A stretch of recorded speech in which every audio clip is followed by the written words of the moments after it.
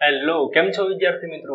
આજે આ વિડિયોમાં આપણે શું ભણવાના? ધોરણ 10 વિષય ગણિત ચેપ્ટર નંબર 13 પૃષ્ઠફળ અને ઘનફળ. મિત્રો એમાં આપણે સ્વાધ્યાય 13.2 છે એનો દાખલા નંબર 4 અને 5 એ આપણે આ વિડિયોમાં ભણીશું. અને મિત્રો હા, તમે જો કદાચ ભૂલથી આ ચેનલમાં હરતા ફરતા આવી ગયા હો અને જો તમે વિડિયો જોવો આખો અને તમને ગમે તો પ્લીઝ જરૂર ચેનલ સબસ્ક્રાઇબ કરજો અને બાજુમાં આવેલું બેલ આઇકન દબાવો કે જેથી નવા વિડિયો આવે તમને સૌથી પહેલા મળે. નમસ્તે મિત્રો, હું નિખિલ, તમે જોઈ રહ્યા છો કક્ષા એજ્યુકેશન. ચાલો શરૂ કરીએ.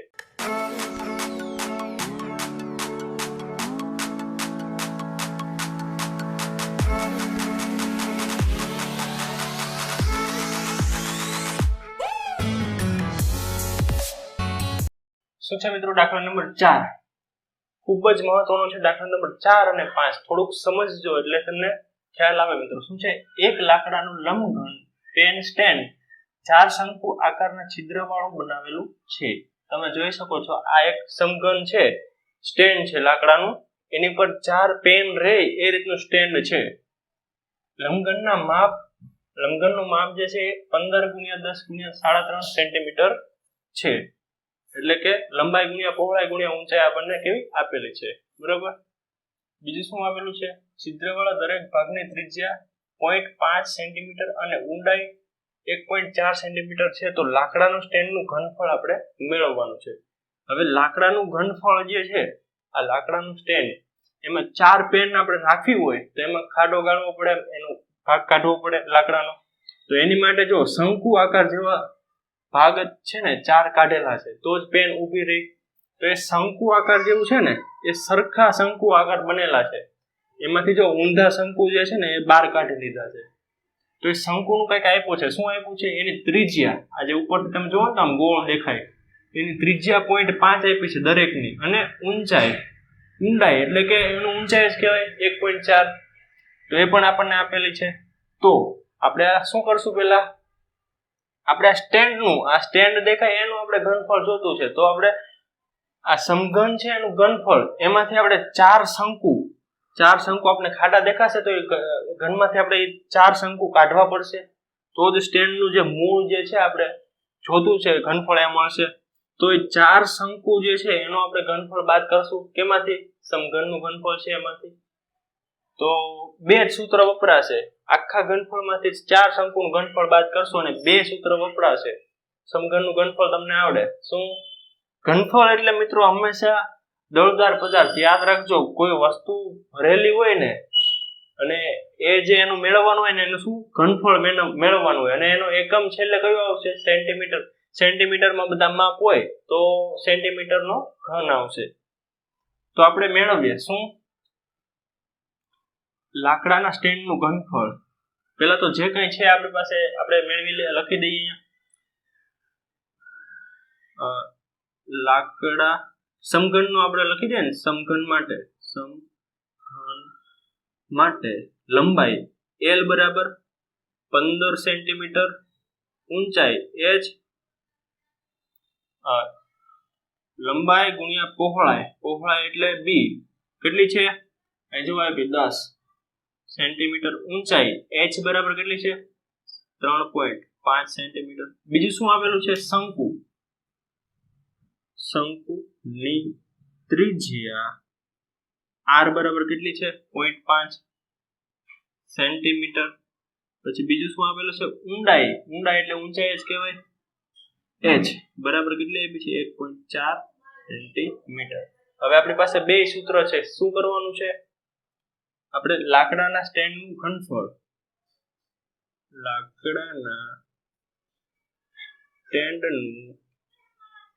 ઘનફળ બરાબર શું કરશું? સમઘનનું ઘનફળ. આ જે સમઘન છે આખો, સમઘનનું ઘનફળ માંથી આપણે શું બાદ કરશું? આ 4 શંકુ જે છે એનું ઘનફળ બાદ કરશું. 4 શંકુનું ઘનફળ બરાબર. હવે સમઘનનું ઘનફળ નું સૂત્ર L ગુણ્યા b ગુણ્યા h છે, માઈનસ 4 શંકુ માટે શું છે? શંકુ માટેનું સૂત્ર તમને આવડે. શું છે? 1/3 પાઈ r સ્ક્વેર h. ખ્યાલ આવ્યો? આ સૂત્ર તમને આવડે 1/3 પાઈ r સ્ક્વેર h કોનું છે? શંકુ માટેનું ઘનફળ. પણ આપણે તો શું લખ્યું? 4 શંકુનું ઘનફળ. તો આ તો આપણે એકનું જ લખ્યું. તો 4 હોય તો એની માટે ગુણ્યા 4 કરી દેવાય. ખ્યાલ આવે ને? આપણી પાસે જે કઈ માહિતી છે આપણે લખી દઈએ. l 15 b 10 h 3.5 પણ આપણે શું લખીએ? 35/10. ખ્યાલ આવે છે? પોઈન્ટ કાઢી નાખે એટલે આપણે ભૂલ ના પડે. 1/3 પાઈ 22/7 r. r કેટલો છે? 0.5. 0.5 હોય તો આપણે એને કઈ રીતના લખીએ? 5/10. પણ અહીંયા સ્ક્વેર છે, વર્ગ છે, તો આપણે બે વખત લખીએ 5/10 ગુણ્યા 5/10 ગુણ્યા h. h કેટલો છે? 1.4. તો પોઈન્ટ દૂર કરવો હોય તો કેટલો આવશે? 14/10 આવશે ગુણ્યા 14/10. હજી ગુણ્યા જો 4 છે તો હું અહીંયા લખી દઉં, અંશમાં લખી દઉં તો પણ ચાલે. ખ્યાલ આવે છે ને? જે કઈ ઉઠતું હોય આપણે ઉડાડી દઈએ. આ 10 કેન્સલ, બસ અહીંયાથી બીજું કઈ નથી ઉઠતું. અહીં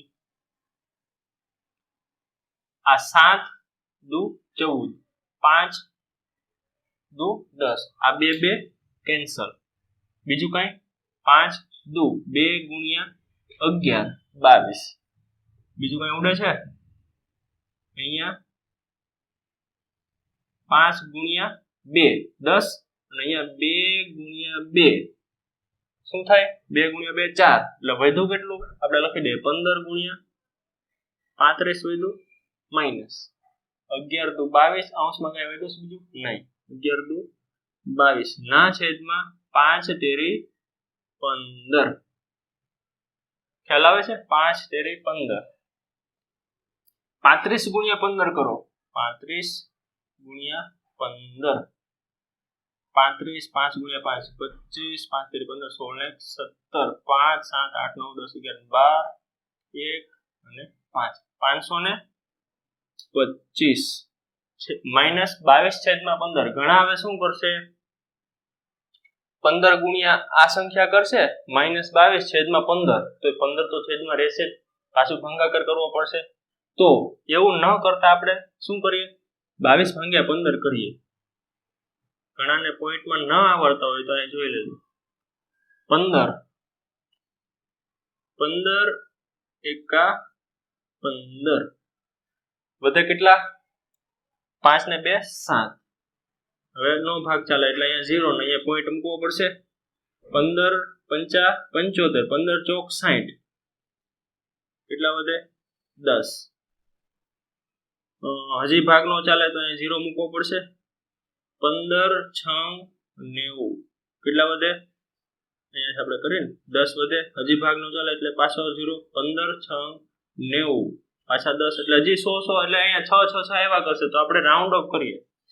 અહીંયા જો રાઉન્ડ ઓફ કરતા તમને આવડે જ છે. 6 હોય એને આગળના ને એક વધારે દેવાનું, 7 થઈ જાય. તો જવાબ શું આવ્યો? 1.47. તો 525 માઇનસ 1.47 કરો તો 523.53. ખ્યાલ આવ્યો? અને અહીંયા જો એકમ શું મૂકશો? આ બધા સેન્ટીમીટરમાં આપેલા છે અને આપણે શું મેળવવું છે? આ સ્ટેન્ડનું ઘનફળ. તો સ્ટેન્ડનું ઘનફળ શેમાં આવે? સેન્ટીમીટર હોય તો એનો ઘનફળનો એકમ શું આવે? Centimetre cube. અથવા તો તમે ગુજરાતીમાં લખો તો પણ ચાલે, સેમી ક્યુબ, સેમીનો ઘન. તો આપણે જવાબ લખી દઈએ શું? લાકડાના સ્ટેન્ડનું ઘનફળ. લાકડાના સ્ટેન્ડનું ઘનફળ કેટલું મળ્યું આપણને? 523.53 સેન્ટીમીટર ક્યુબ છે. તો ખૂબ જ ઈઝી છે મિત્રો, કાંઈ અઘરું છે નહીં, પણ છે મહત્વનો મિત્રો. હવે જોઈએ દાખલા નંબર 5. હવે મિત્રો ભણીએ દાખલા નંબર 5. શું છે? એક વાસણનું સ્વરૂપ ઊંધા શંકુ જેવું છે. તમે જોઈ શકો છો કોઈ એક વાસણ છે ઊંધું શંકુ છે એ ટાઈપનું છે. તેની ઊંચાઈ 8 સેન્ટીમીટર, એટલે કે અહીંથી અહીં સુધી એની ઊંચાઈ કેટલી છે? 8 સેન્ટીમીટર. અને ઉપરના ભાગની ત્રિજ્યા 5 સેન્ટીમીટર. ત્રિજ્યા કેટલી છે? 5 સેન્ટીમીટર તે ઉપરની ધાર સુધી પાણીથી ભરેલું છે. આ શંકુ આખું ભરેલું છે મિત્રો. જ્યારે વાસણમાં 0.5 સેન્ટીમીટર ત્રિજ્યાવાળી ધાતુની ગોળીઓ નાખવામાં આવે ત્યારે 1/4 જેટલું પાણી બહાર નીકળે છે. તો વાસણમાં નાખેલા ધાતુની ગોળીઓની સંખ્યા આપણે શોધવાની છે. હવે કોઈ એક ડોલ છે આખી ભરેલી છે, તો એમાં આપણે માનો કે એક હાથ નાખીએ, આપણો હાથ નાખીએ તો જેટલો આપણો એટલો દળવાળો હાથ છે તો એટલું પાણી કેટલું બહાર નીકળી જશે. તો એ જ રીતને છે આ વાસણ છે એમાં આખું ફૂલ પાણી ભરેલું છે, તો એમાં ધાતુની ગોળી એ ભરાવદાર જ હોય. ધાતુની ગોળી નાખો એટલે માનો કે 10 ધાતુની ગોળી નાખો તો એનું જેટલું વજન હોય એટલે જેટલો એનો દળ હોય એટલું પાણી બહાર નીકળી જાય. તો અહીંયા કેટલું પાણી નીકળે છે?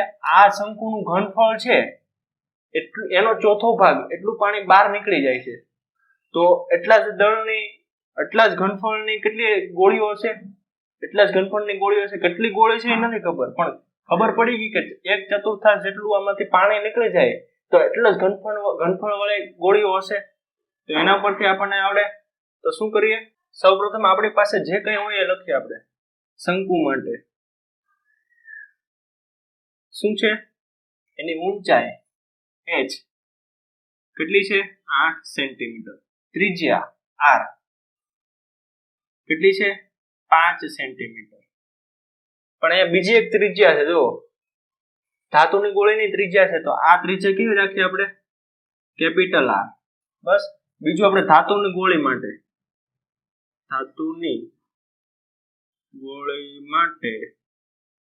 ત્રિજ્યા r સ્મોલ r બરાબર કેટલી છે? 0.5 સેન્ટીમીટર. હવે શું કરવાનું છે? સૌપ્રથમ આપણે શંકુનું ઘનફળ મેળવશું. શંકુનું ઘનફળ એમાંથી આપણે જોઈએ પછી શું કરીએ. પહેલા સૌપ્રથમ આપણે કરીએ શંકુનું ઘનફળ. શંકુનું ઘનફળ બરાબર સૂત્ર આપણે તમને આવ છેલ્લું હમણાં તો આવ્યું હતું આગળના દાખલા 1/3 પાઈ r સ્ક્વેર h. 1/3 પાઈ આમને રહેવા દઈએ આપણે r સ્ક્વેર. કયો r? અહીંયા જો કેપિટલ R શંકુ માટે r નો વર્ગ, r છે 5 તો વર્ગ છે એટલે 5 ગુણ્યા 5 ગુણ્યા h. ઊંચાઈ કેટલી છે? 8. તો કઈ ઉડે છે? 22/7 લખશું આપણે તો કઈ કેન્સલ થતું નથી એટલે આપણે પાઈ એમને રહેવા દઈએ. 8 × 40 40 ગુણ્યા 5 એટલે 200/3 પાઈ. અને અહીં એકમ શું આવશે? સેમી ઘન. ઘનફળ છે એટલે સેમી ઘન આવશે. હવે આટલું શંકુમાં પાણી સમાણું એમ કહેવાય. શંકુનું ઘનફળ એટલે એમાં આપણે શું ભર્યું છે? પાણી. આખું કાંઠા લગી ભરેલ છે તો એટલું પાણી છે. હવે એમાં ધાતુની ગોળીઓ નાખે તો એમાંથી કેટલું પાણી વહી જાય? 1/4 એટલે કે ચોથો ભાગ. એટલે કે જો 1/4 ભાગ જેટલું પાણી બહાર નીકળી જાય છે. તો આપણે લખીએ શંકુમાંથી વહી જતું પાણી બરાબર હતું કેટલું? 200/3 પાઈ. અને વહી કેટલું ગયું?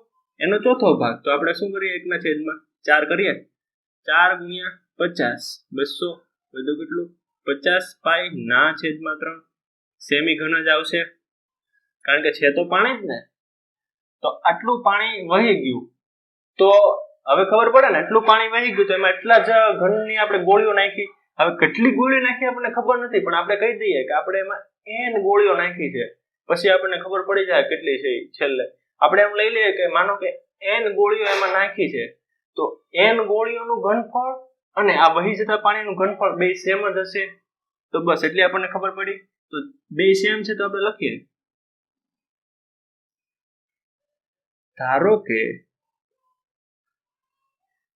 વાસણમાં n ધાતુની ગોળી નાખવામાં આવે છે. આપણે ધારી લીધું કે ધારો કે n ધાતુની ગોળી નાખી દીધી તો આપણે નીચે લખીએ. આપણે શું ખબર છે? વહી જતું પાણી અને n ધાતુની ગોળી બેયનું ઘનફળ કેવું છે? સેમ. મેં તમને સમજાવ્યું ડોલમાં આપણે હાથ નાખીએ તો એટલું જ પાણી જાય બારું, એનાથી વધારે કે ઓછું ના હોય. આપણે લખીએ શું વહી જતા પાણીનું ઘનફળ બરાબર n ધાતુની ગોળીનું ઘનફળ. આપણે જાણીએ છીએ આ બે સમાન જ થાય.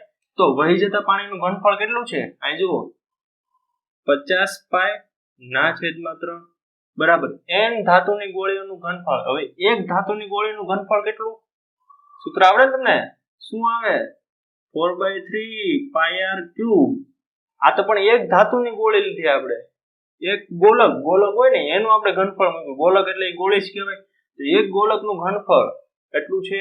તો n નું કેટલું થાય? એને ગુણ્યા n થાય. હવે જે કઈ ઉડતું એ ઉડાડી દઈએ. અહીંયા છેદમાં સમાન દેખાય. જો અહીંયા છેદમાં 3, અહીંયા છેદમાં 3, અહીંયા અંશમાં પાય, અહીંયા અંશમાં પાય. બસ. હવે બીજું કઈ? અહીંયા 50 બરાબર 4 ગુણ્યા r નો ઘન. હવે આ સ્મોલ r ગોળી માટે સ્મોલ r કેટલો છે? 0.5.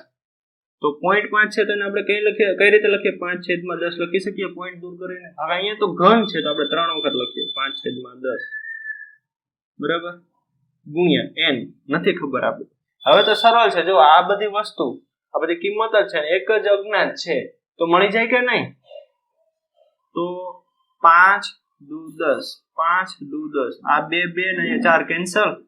આ 5×10 ગુણ્યા n. તો વધ્યું શું? આના ઇમ્પ્લાઇઝ આપણે થોડુંક અહીંયા લખીએ. વધ્યું શું? 50 બરાબર બધું ઉડી ગયું. ખાલી વધ્યું શું? 1/2 એટલે કે n/2 લખી દઈએ આપણે. ચાલે ને? હવે 2 છેદમાં છે બરાબર ની આ સાઈડ આવે તો ગુણાકારમાં જાય. 50 ગુણ્યા 2 100.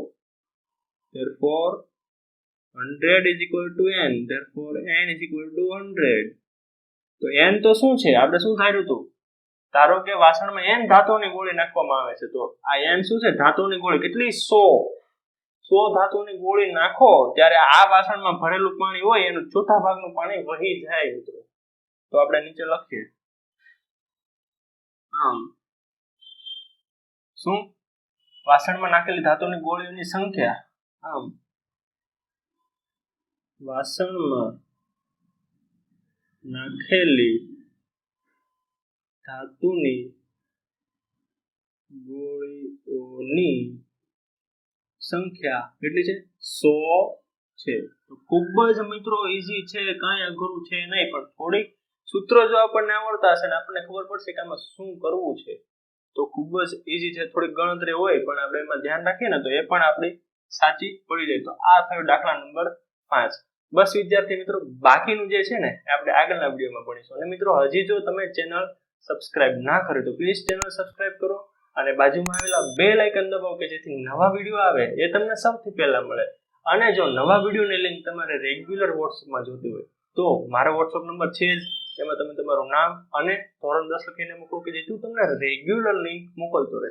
અને જો તમારા ફ્રેન્ડ સર્કલમાં જો કોઈ 10મું ભણતું હોય તો પ્લીઝ એમને હેલ્પ કરો, એમને મારા વિડીયો શેર કરો કે જેથી એ લોકોને પણ મદદરૂપ થાય. બસ વિદ્યાર્થી મિત્રો, બાકીનું આપણે આગળના વિડીયોમાં ભણીશું. થેન્ક યુ વિદ્યાર્થી મિત્રો.